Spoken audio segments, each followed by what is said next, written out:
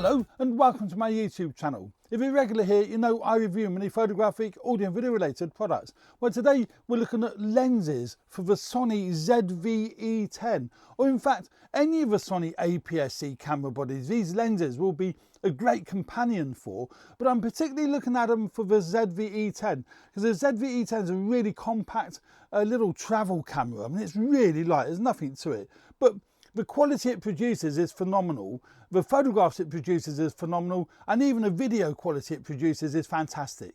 I use it in the studio all the time here. It's normally up on my little mount there getting the generic wide shot. I'm actually shooting that shot today with my Sony RX100 Mark VII going into a Atomos Ninja something or other. I think it's a Ninja Flame. The ZV-E10 is a great little vlogging camera. A lot of people use it for vlogging and it's great for that.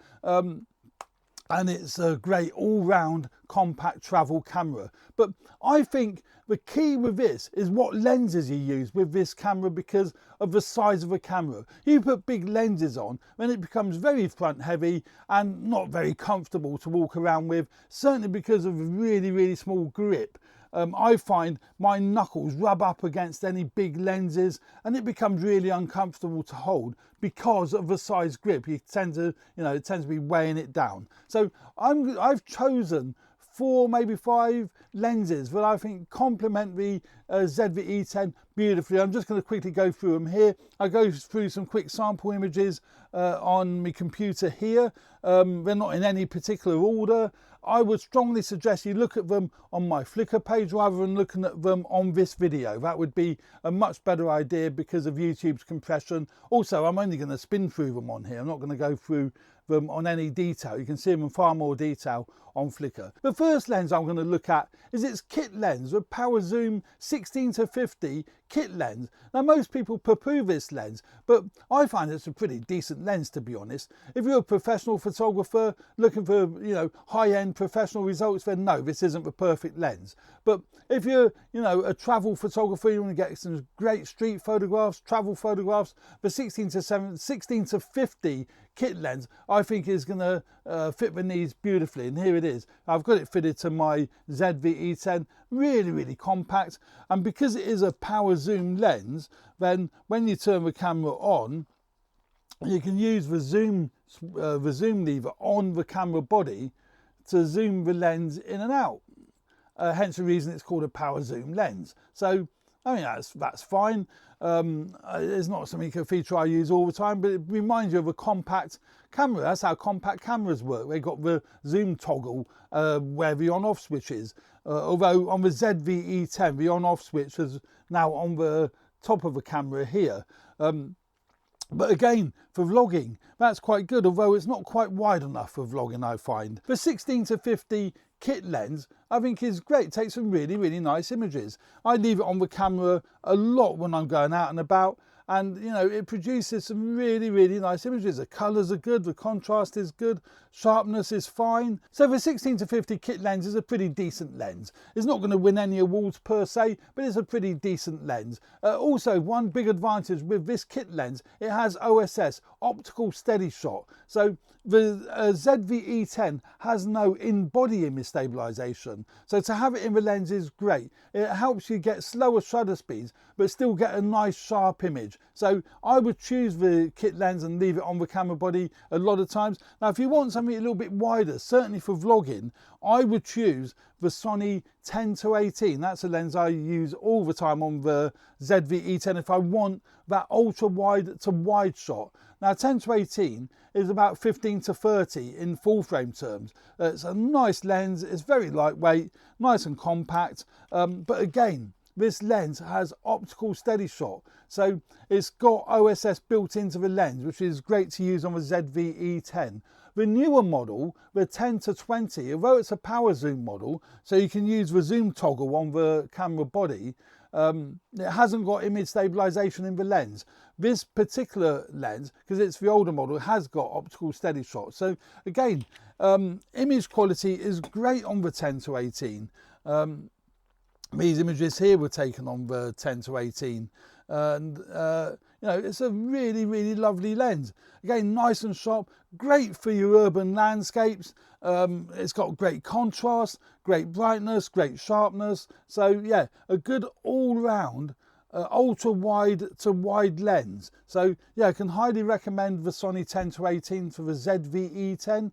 Now another lens that I use on a regular basis with the ZV-E10 is the Sigma 18-50 f2.8. I've actually got it fitted to my Sony a6700 today, but it's the Sigma 18-50 lens. Now the reason why I recommend this lens, A, because it's very light, very compact, but it's got a constant f2.8 aperture with very, you know, the sharpness is fantastic on the 10-18. It's a really, really nice lens. It kind of replaces it, well, it doesn't kind of, it replaces your kit lens. So I think that is a great option. Also, it's not expensive. So if you're looking for a better quality lens than the kit lens, then look no further than the Sigma 18-50. It covers pretty much exactly the same range as the 16-50, but it just is a nicer lens. Certainly fantastic in low light as well because of its constant f2.8 aperture. So that can be highly recommended.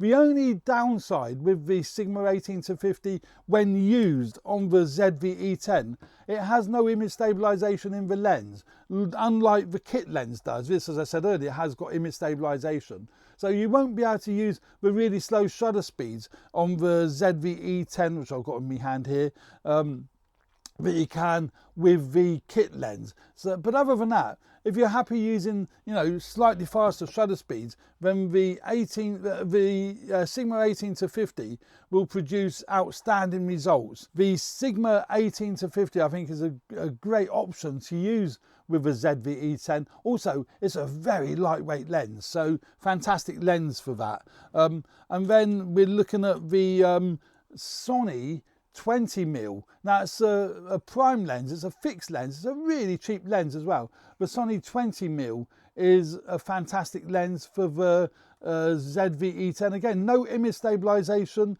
no weather sealing. In fact, most of these lenses don't have weather sealing, but because of its compact size, leave it on the camera body just like you would do with the kit lens or any of the other compact lenses. But this makes for a great lens for travel and for street because of its compact size on the ZV-E10. That makes that pretty much a point and shoot you know, camera now. Yeah, it's a lovely lens to use, and again, really nice results, really nice and sharp. So yeah, look how compact that is. Really discreet, really nice discreet, and it's an f2.8 aperture, so it's pretty wide, but that's a lot more discreet than even the Sigma 18-50 is, or the 10-18 zoom lens, and it's a 20mm, which is about 30mm in full frame terms. So a nice street lens, that one, a great combination with the ZV-E10. So there we go, that's for like 3 or 4 lenses. I mean, there's so many other lenses you could look at. You certainly could look at even some of the full frame lenses. I've got here a couple of Samyang lenses, light as anything, 24 and a 35mm Samyang lenses. They're great with a ZV-E10.